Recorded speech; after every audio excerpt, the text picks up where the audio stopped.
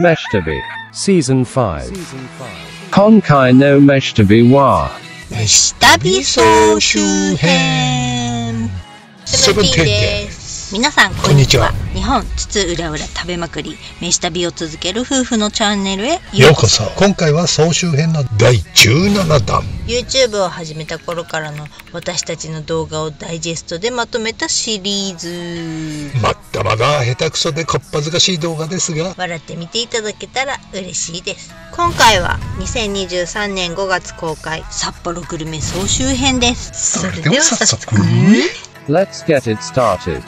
1. Shinkatoni Jujo 5 Kaname 住宅街の住宅改造型中華屋さん。開店と同時に続々とお客さん。私たちよりも人生の先輩ばかりですね。ほんとゾロゾロ集まってくるね。12時前なのに入れなくて帰った人も数組いたよ。すんげえ安心感。パイセン集まる店にまずい店はないからね。ほんとしょっぱい店も絶対ベテランは来ないからね。鍋を振る美味しい効果音聞いてるとお腹空いてくるよね。ジューシャッシャって佐野実さんみたいなイケメンご主人が中華鍋を振ってました。あらイケメン、フィギュアスケートの？いや、品そばの佐野実さん。ややこわ表ギロリと光る眼光も佐野さんそのものだったよ。お金。いやー、これはホテルのレストランで1480円のランチセットで出てくるやつっすよ。ねえ、美味しい嬉しい上品な中華ね。 2. Shinkatoni Nijo 11 Andaris たまたま通りかかって行列だったので気になって Google 先生に聞いたら、小樽の人気スイーツ店アンデリスさんの新店舗、今年の3月オープンの出来たてほやほやでございます。プリン大福なんじゃそりゃってことでやってまいりました。大福といってもまあ牛皮なんですけどね。牛皮は米粉や白玉粉に水飴または水や砂糖を入れ練り上げたもので、大福や練り切り、すわまなど定番の和菓子にもよく使われています。ほんのりとした甘さともちもちした食感が特徴ですね。これ大福史上一番ポニョポニョしてますね。スライムみたいでちょっと食べるのに苦労しますが、苦労しがいがある一品っす。プリンのポニョポニョの牛皮がプリンがポニョポニョの牛皮をプリンがポニョポニョの牛皮を包んでくれるから全体のものすんごいぷよんぷよん。ちょっと何言ってるかわかんないですおかしいな。プリンをポニョポニョの牛皮が包んでるから全体がものすごいぽよんぽよん。私のおっぱいより柔らかい未体験ゾーンスイーツですね。これは 3. Asabu Nino 4 Hokuzan Ryu 麻布の超複雑な五差路交差点から近い旭川ラーメン。麻布の超複雑な五差と交差点から近い旭川ラーメン。悪化した麻布の超複雑な五差路交差点から近い旭川ラーメン。なんと来てみて分かった加藤製麺じゃございませんか。これは嬉しいごさん。しかも店主が女性。これは期待大ですね。なんともうわうわですね。おじさん鼻息荒いわよ。やっぱり女性の作るラーメンはしょっぺくねくていいですね。最近の札幌にある旭川ラーメンはしょっぺくてしょっぺくてどうもならないと頭を悩ましておりましたが、しかし久しぶりに美味しい旭川ラーメンいただきましたね。札幌一番札幌一番の旭川ラーメンですね。これは 8. Kita Yonju Nijo Higashi 1 Waraku Hon 10ここも私たちが信頼するお寿司屋さんの一つ。たまに利用させていただいております。いつもは24軒の市場店ですが、今回は本店初見山でございます。いや、今回もシャリもネタもいいっすね。値段はちょっと高くなりましたが、美味しいお寿司をいただきました。今回はエビとおすすめの桜マス美味しかったね。甘エビ最高だったね。回転寿司の甘エビがこういう感じなのはなかなかないよね。安かないけど変なネタは扱わないっていう安心感がある。桜マスがこんなに美味しいだなんて。桜マス美味しい。ちょい高いけど価値あるわ。やっぱバラクさんは酢飯がお気に入り。どこよりもしっかり酢が効いてて、酢好きな私にはたまらないお寿司ですわ。酢好きのじゃないわよ。酢よ、酢。でもまあこれは好き好きありますんでね。はい。シャリ加減、海苔加減、ネタ加減、どれをとってもグルメ回転寿司のトップレベルかと思います。そう、好きだね。9. Kita Sanjigojo Nishi 8. Sango Stock。ママやマダムに大人気のカフェね。おしゃれにストーブ鍋のランチでございます。こちらも札幌極北で紹介したカフェですね。こんなところにこんなこじゃれた施設があるとは全くノーチェックでしたね。通りすがりにマダムたちが行列なしてるのを見て偶然見つけたお店でしたね。ただなんとなくカフェとかじゃなくて、きちんと説得力ある主力商品があるのがいいですね。2階は子供の遊び場になっていて、子供たちが遊んでました。ママたちも安心して旦那の悪口合戦に没頭してたようですね。やっぱママやマダム集うと旦那のはやっぱママやマダムなんか言うね。やっぱママやマダム集うと旦那の悪口なの？そういうもんなん？私はお友達とお茶してても飲みに行ってもパパのこと愚痴言ったり悪口言ったりしたことないわね。今のところは心に秘めてる。だからお酒はあまり飲まないようにしてるの。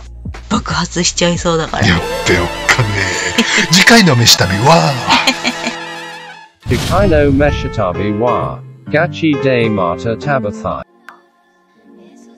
高校の時麻布を通ってたらね、ひふみの T 君がね、早打ち T 君がねヤンキーに囲まれてたの。麻布で、麻布で10人ぐらいの他校の生徒たちに囲まれて、どうしたなんか絡まれてるんだって言うからなんかどんだけ真面目なやつに絡んでんなあんたたちって言って、いや揉めたいんだったら、いくらでも殺傷北海の喧嘩大好きなやつら紹介するぞって言ったら、去っていったやばい。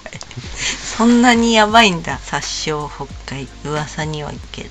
確かに。何こんな真面目なやつに絡んじゃってんのみたいな。ちょっとね、綺麗な彼女を連れて歩ってんのが尺に触ったんじゃない T 君が1分23秒のくせにそれ知ってるわけないっしょ。なんでお前がそんな綺麗な可愛い子を連れてるんだ的な。モテないやっかみってやつですね。かね。もしくは弱い者いじめ。ちょっと半端なチンピラっていうかね。いつの時代も変なやつはいますね。うちの高校もそっちの高校ももう喧嘩強いわけでもない、スポーツできるわけでもない、頭いいわけでもないっていう中途半端な高校ですわ。飯旅。今回の飯旅はガチでまた食べたい。24分会話11です。それでは早速 Let's get it started. 1. Kita Rokujo Nishi 26. Curry Restaurant, Kita Maruyama Kyoju。これまたディープなとこ来ましたね。ナビなしでは絶対到達不可能。超マニアックですね。こういうタッチ好きっすね。でも人気カレー店丸山教授の新店舗でございます。これビル買ったっぽいね。ぽいね。教授儲かりまんな。本店同様すげえこだわったインテリアでかっちょよくてオシャンティーでございます。28丁目駅から5分くらい、競歩歩きで2分ってとこかしら。近いけど遠い、そんな場所よね。ちょっと何言ってるか分かんないです。今回は約6年ぶりの新作という豚麻婆カリーをいただきに参りました。胸が高鳴る豚麻婆カリー、なんとも魅惑的な名前じゃございませんか。オーナーが自ら映えないとメニューに書いてたのには爆笑。確かに映えてないっす。はい、この山みたいな。こら、でも腹ペコ男子には受けが良さそうね。おじさんはベーシックカレーってのを初めていただいてみます。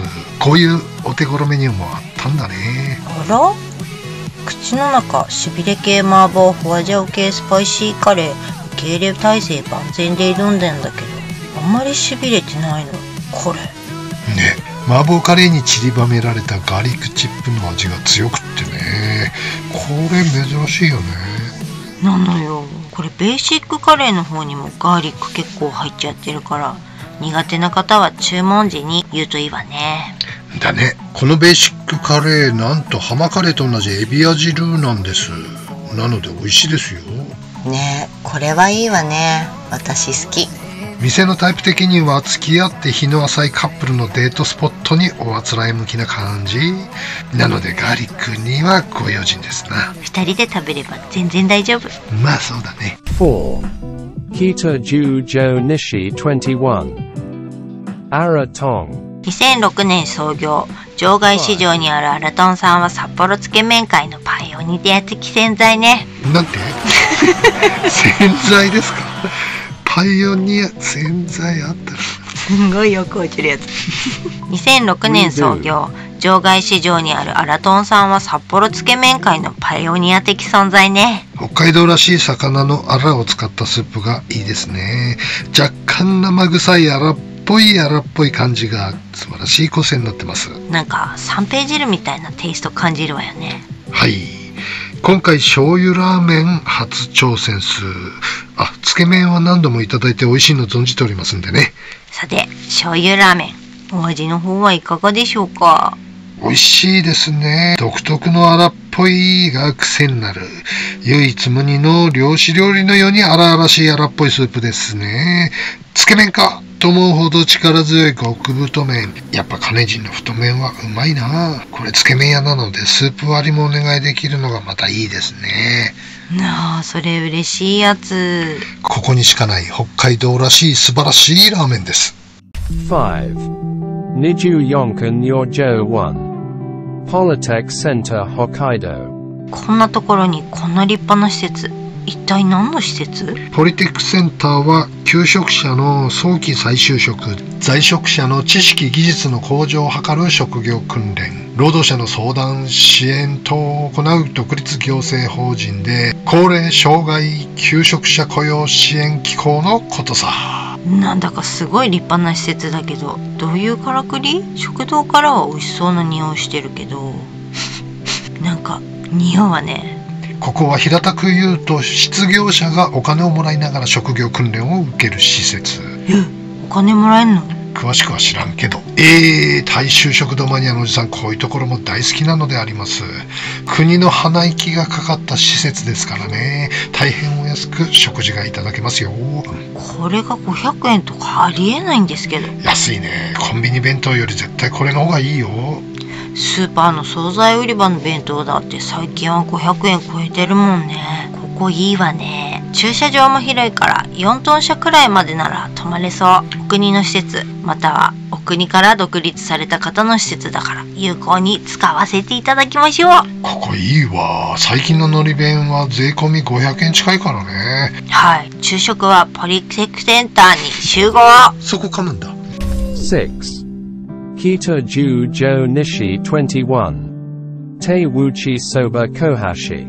何度か紹介している小橋さん、中央市場場外そばの完全住宅が非常に分かりづらい場所にあります。最近このタッチどの町にも多いよね。特にそば屋。そうだね。住宅改造型、外見からは想像つかないおしゃれなお蕎麦屋さん。玄関入ってあらびっくり。窓から自然光が差し込んで明るい店内。席に着くとちょうどいい高さに窓が来るよう設計されてて、お庭を眺めることができるんです。素晴らしいデザイナーズそば屋。この爪楊枝をついばむ鳥なんかね。そう、ついつい触れたくなるかという感じ。どういう髪型？そう、ついつい触れてしまいたくなる感じ。見たことないでしょう？ないね。どっから見つけてきたんだろうこれ。ねえ、こちらは北海道産のそばの実を毎朝必要な分量だけ石臼でひいた10割そばがいただけます。とても艶やかな喉越しのおそば、そしてごぼうの天ぷらが最高に美味しいの。いいね、ごぼ天。小清水町の契約農家から仕入れるごぼうなんだって。こだわり半端ね。さすが元八百屋さんだね。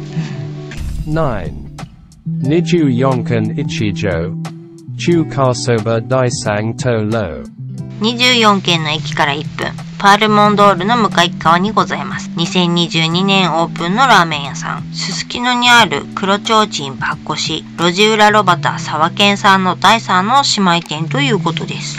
なるほど。それで第三灯籠ってわけだ。なんとこのラーメン、平岡の有名店 RS カイヤー丸山千湯の店主さんが監修なの。これは上品ラーメンのビッグネームですね。どれも美味しいラーメンですよ。 RS 海産の麺に変更することもできちゃうんだって。そうなん？それ先に言ってよ。次回やってみよう。24軒のラーメン個性強いっすね。その中では一番中華そばっぽいかな、ここんちのは。上品なラーメンね。いや、もはやラーメンじゃない的な和食の麺料理って感じ。ラーメン好きじゃない人向きのラーメンかも。なるほど、そうかもね。この地区で取り上げたのはどれも素晴らしいラーメン。ラーメンの乾麺はあんまり美味しくないですね。ラーメンの乾麺ラーメンの乾麺変わりますね。はい、変わりました。10. Nijuyokan Sanjo 1. Musashi no Mori Coffee. 24条宮の森通りに面したショッピングモール、コープ、コインランドリー、シカ、GU、ダイソー、弥生県なんかがあって便利な施設ね。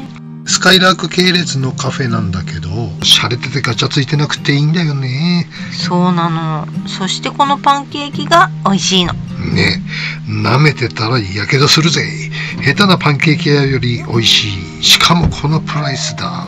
食事もしっかりしてるから使い勝手がいいコーヒー店。っていうかカフェっちゅうかレストランっぽい感じだよね。かなりいい感じの。そうそう。名前が武蔵野森コーヒーだから、なんかあんまり眼中になかったんよね。そうなんさ。ところがどっこい。ギーちょんちょん。ロコモコでか。なんか全部大きいのよ、ここのお料理。これはリーズナブルですね。味もしっかり美味しいし、このハンバーグスパイス加減が好きなタイプでしょ。そうなの。ナツメグオールスパイス加減がいいざますね。ね、他の料理も食べてみたくなる使えるレストラン。ゆったり空間に美人ウェイトレス、 Wi-Fi 充電環境も完璧。第二書斎として使えるドリンクバーがなくてガチャついてないのがポイント高いんです。 PC 持ち込んでカタカタピーポーいましたね。そりゃそうだ、これは便利。こりゃママやマダムも放っておかないナイスプレイスね。 11. Kita Juichi Jo Nishi 22. Noodles Japonais Tokuichi. 市場場外にあるおしゃれなラーメン屋さん。フレンチシェフが作るラーメンですって。めちゃめちゃ気になるじゃん。おしぼりがお湯をかけるとボッしてきたり。これフレンチあるあるなん？どっかのフレンチレストランでもあったよね、これ。お蔵入りのお店だからその話題には触れないで。そうか。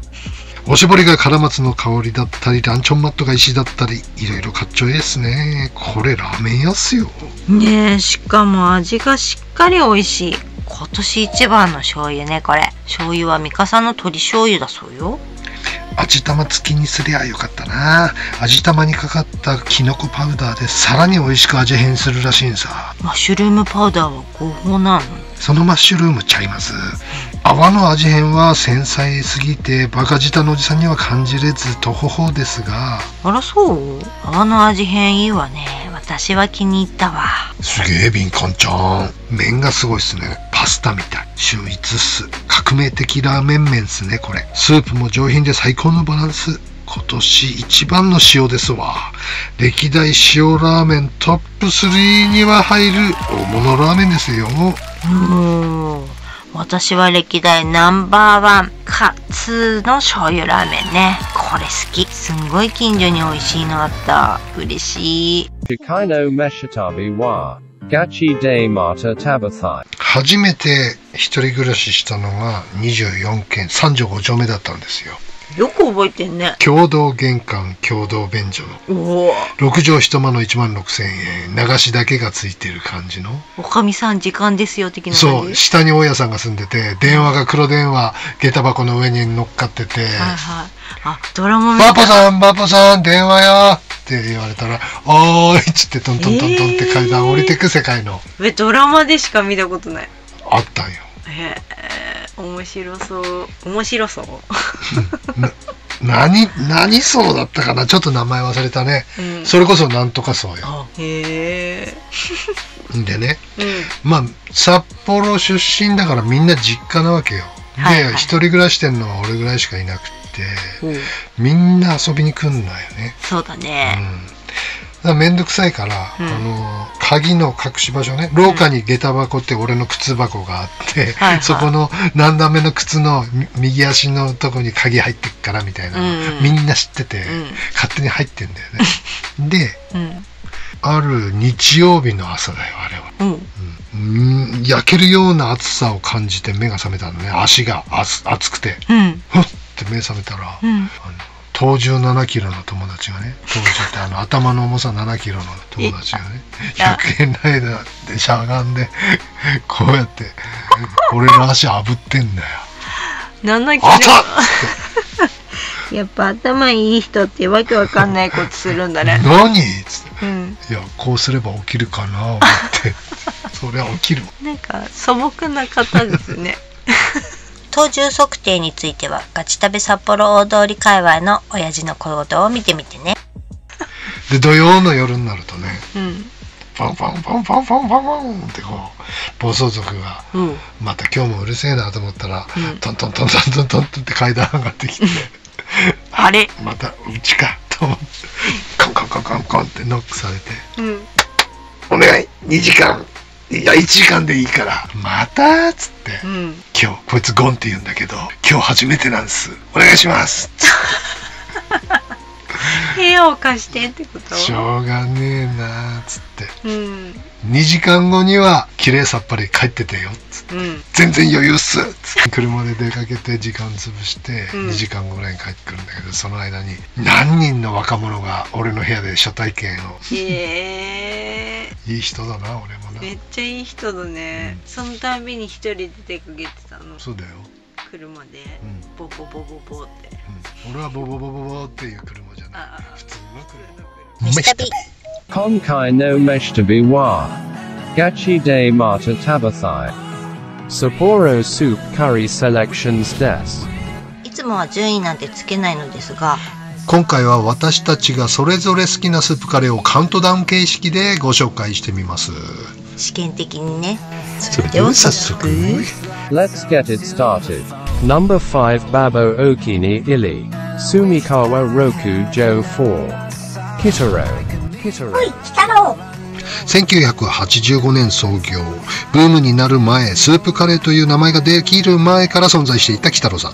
現在スープカレーの主流であるトマトベース素揚げ野菜方式を編み出したのはここキタロさんなんだそうです。オードインドカレーに鶏や和だしを加えたアレンジがそのまま現在のスープカレーの原型みたいになっちゃいましたね。純粋味系ラーメン並みに油の層がムムムなるんだけど、ゲゲゲ、多分スーカレーで一番油浮いてる感じ。マジで大丈夫なの？でもね、これ飲んでみるとあら美味しい。言葉で説明できないけどプラスのオーラしか感じない。胃の中がポッカポッカして食べた後ずーっと胃が気持ちよかったんさ。 Number 5 Green Okini Ili Hongo Doli 8 Magic Spice なんだかんだ言って私マジスパ好き。お、意外なとこ来たね。マジスパのルーツは店主の下村さんがバリ島で食べたインドネシア料理ソトアヤム。ソトアヤムの美味しさに感動して独自のアレンジを加えて売り出そうとしたのだけれども、当時はソトアヤムって名前じゃ絶対売れないと思い、アジャンタの店主とスリキョウの店主にスープカレーという名で売ろうと思うと相談したら、2人揃ってそんな名前じゃ売れないわと言われたんだそうよ。ってことは反対を押し切って単独でスープカレーっていう名前を名乗ったんだね。さすがですね下村さん、押し切り大成功賞。札幌の文化にまでなっちゃいましたね。 Number 4 Babo Okini Ili Kotoni Ichi Jo 5 Sakura Brown 桜ブラウンスね。これ知らない人多いかもしれないけれども、コトニのスープカレー屋さんね。私食べてないんですけどずるい。唯一無二炙りトマトの虜っすね。辛いスープカレーを食べ進めるのにオアシスとして非常に素敵な働きをしてくれてます。この炙りトマト、人参に対する取り組みも好感が持てます。人参が甘いって書き込みが多いわね。人参がグラッセっぽく一手間加えられてると思うんだけども、この一手間の工夫が嬉しいですね。より美味しくを追求する心意気が。私人参嫌い。知ってるよ。よそ見してる間にいっつもおじさんの人参増えてるもんね。やべえ、バレてる。ヒギ人参移植。何がヒギだよ、バレバレ。Number 4 Green Okini Illy Hiragishi Sanjo 16 Soup Curry King 2007年南平岸にオープン。平木同士にあるそうきたか。平木同士って何同士？ Redo もたい。平岸通りにあるキングさん。なんか名前からして強そうじゃん。キングだからね。がっつりご利用し系のイメージしてたんだけど全然違うの。和風一番だしと動物系のダブルスープがさっぱりとした中にもコクがある感じね。雑穀いいね。これ黄色いよね。鳥かな。鳥パイタン系かな。そうなのかな。ぽい色よね。やっぱ納豆カレーですね。納豆カレー史上2番目に好きですね。これむむってことはこちらはひき肉がいい感じにゴロッとしてたりほぐれてたり食感が楽しいんです。納豆カレーデビューする方におすすめしたい食べやすいカレー。ゴロッとひき肉引いたらひき肉にくいキングカレーは平木非道比。何言ってんのひどいね。そんな言いづらいかな。ゴロッとひき肉引いたらひき肉いキングカレーは平岸通り沿い。すごい自画さん。Number 3 Babo Okini Illy Hachikan Gojo Nishi 1 Espresso 最近の8軒界隈がガチで初体験だったんだけれど驚いたね。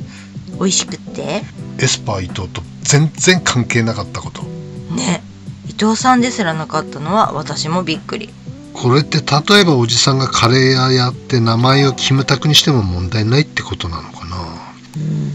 法的には問題なさそうね。品種は買うでしょうが。全然関係ないけどミーシャの本名に驚いたよ。え、なんていうの？伊藤美咲なんだ。は？石田純一は石田太郎で、ベッキーはレベッカ・エリ・レイボーンだって。めっちゃギターうまそうな名前ね。ね、羨ましいぜ。俺もレイボーンが良かったな。いやー、エビカレーも今や奥芝さんだけのものではありませんね。ここのエビは超アメリケーヌなんです。いやー、超美味しそう。ね、メニュー見ててエスパちょい高くねって思ってたんだけど、アメリケーヌで1500円くらいだったら全然安いよね。確かに。アメリケーヌソースは大月食材でも2号缶で2104円もすんのよ。2号缶言うたら 480g ネットのやつだよね。そんなすんの？ Number 3 Green Okini Illy Manami Nijiyu Nishi 15 Coffee House 電車通りの歴史ある喫茶店。札幌最古説有力よね。ここのカレースーカレのレジェンド。アジャンタができる前、この場所でスープ状のカレーを出したのがアジャンタの創始者達尻宗男さんらしいの。病気がちなお父さんのため鶏の足で出汁を取り、朝鮮人参など45種類のスパイス、漢方食材を入れたスープを作ったのが始まりなんだって。最初はお父さんと自分で食べるための薬膳スープだったのね。Number 2 Babo Okini Illy Nishioka Yojo 7 Curry Leaves 殺害前のカレー屋さん、こちらもかなりのベテランのようです。1996年に同じ西岡で開業、2010年に現在の場所に移転してきたようです。名前すら聞いたことないけどあるのね。知られざる美味しいお店って。はい、驚きました。初めての時1時間待ちで入ったんだけど、客層を見てこりゃうまいぞって思ったもんね。ということは？そうなのさ。いや、まだ行ってない。老若男女幅広いお客さんでいっぱいでね。若い人は少なくて平均年齢高めなのさ。ひよっとしたらおじさん意外とヤングめの部類みたいな客層。杖ついたお年寄りまで来てる。これは期待大と思ったね。もちこの場所なら観光客も絶対来ないでしょうから、長年地域住民に愛され続けてるお店ってことの証明ね。だ。Number 2 Green Okini Illy Manami Nijo Nishi 9 Murakami Curry Pull ここも大ベテランよね。多分最後に行ったの30年ぐらい前だな。30年前言うたら1995年オープンだから、その頃ね。ここは巨匠ね、ある意味。納豆カレーって速攻食いに行ったの覚えてる？はい、その納豆カレーの生みの親、プルプルさんでございます。でもなんでカレー屋さんなのにプルプルなのかしらね。ポレポレさんっていうのもあったね。なんなの？なんかセンス感じるじゃないか、名前だけで。美味しそうだよ。そう？プルプルイメージ言ったらなんかゼラチンで固めたカレーでできそうじゃない？確かに。ここは前室のスリランカ共和国インスパイア系だね。さらっと辛めの赤い系スープ。納豆が驚くほど美味しかったのは記憶に新しくはないが覚えてる。30年前。納豆カレー美味しいでしょ。大好き。納豆苦手のおじさんでも全然美味しくいただけました。あら不思議。レゲエ調の自由なゆるい感じが柔軟な発想を生んだのね。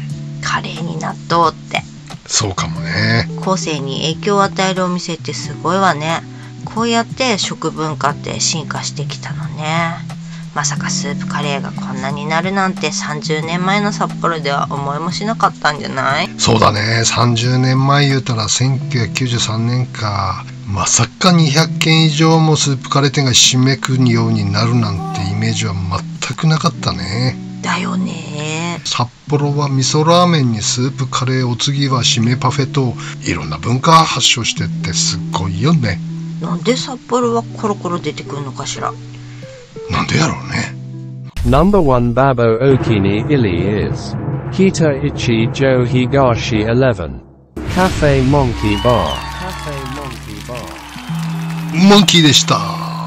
これ誰も言ってないと思うんだけど、札幌のトラディショナルなスープカレーとは全然違うからね。確かにこれはスープカレーっていうより料理って感じ。スパイシーな野菜スープみたいな。どこのにも似てないの。唯一無二。全くだ。一さじ目で声出たよね。はっって。これは日本じゃないんよね、この感じ。ねえ、私もあらって思ったけど、調べたら本当に異国で腕を振るった料理人さんだったのよね。さすがね、このテイストは嬉しくなっちゃった。一さじでそれを感じ取る頭おっかないけど、素材の味で何それ。うまいこと言おうとしたらすんげえ噛み替えたしちまった。素材の組み合わせで美味しくしていくスタイルだなって気がしたね。カクテルみたいな感覚かしらね。あ、そうだね。これは勝手なおじさんの予想だけどね。尖った味が何にもなくってまろやかで、とにかく美味しいわ。サラダがついてくるのも嬉しいよね。スーカレーも最近は似たようなものがたくさん氾濫してるからね。違うテイストを欲したら迷わずここだね。でもラマイやラッキョウ、素揚げなんかが好きな人には向いてないのかも。おお、わかる。それカレー寄りのスーカレー系ね。タイプが真逆だもんね。若い人向きじゃないってこと？そうとも言う。ちょっと待てよ。Number 1 Green Okini Ili is 私のナンバーワンスーカレーはなんとはいモンキー。 Cafe Monkey Bar。 モンキーすんげえな。ただこれは人それぞれなので賛否はあると思いますよ。あくまでも我々の食癖によるものですので、あしからず。人それぞれ趣味嗜好がありますからね。私たちは比較的趣味嗜好似てるよね。納豆は苦手だけどね。納豆大好き。だから臭いおじさんと一緒にいるの？ああ、そうかも。ブラックコーヒー濃いのが好き。甘いミルクティーが好き。ビールはちょっとしか飲めない。ビール以外は意外と必要ないかも。ニンニクは遠慮したいな。ああ、私も。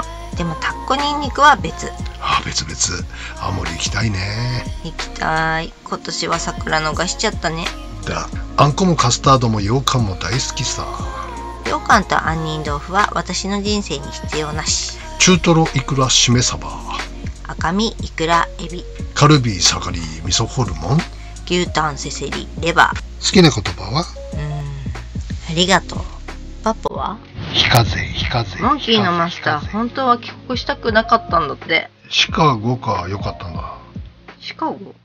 シカゴああ、シカゴね。もう分かりづらい。アメリカ人の奥さんが日本で暮らしたいって言ったから帰ってきたんですって。へえ、そうなんだ。で、暮らしてみてどうだったのかな、奥さん。聞いてみたいね。ね、お店お手伝いしてたりしないのかな。うん、話聞いてみたいね。今度飲みに来てみようか。それはちょっと嫌な予感。んで？いや、だって地味編のレコードいっぱい並んでたもん。私そっち抜けてマスターと飲みに入っちゃうの目に浮かぶわ。まさかよ。いや、絶対なる。Dukaino Meshitabi wa Gachi de Mata Tabathai。